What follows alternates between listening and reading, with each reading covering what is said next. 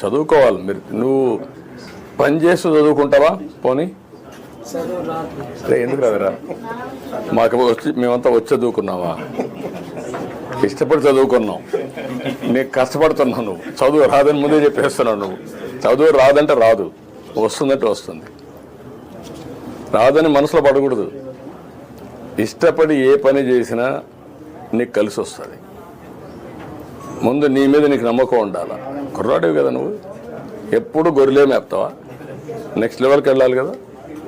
ఇప్పుడు ఆయన ఉన్నాడు, మీ కులమే, వాళ్ళ నాన్న మంచి పారిశ్రామికవేత్త, ఈయన వచ్చాడు, ఈరోజు బ్రహ్మాండంగా మంత్రిగా పనిచేస్తున్నాడు. మరి నీ మాదిరిగా గొర్రెలే మేపుకుంటా అనుకుంటా ఆయన ఏమో ఉండేవాడు. ఏమంటావు?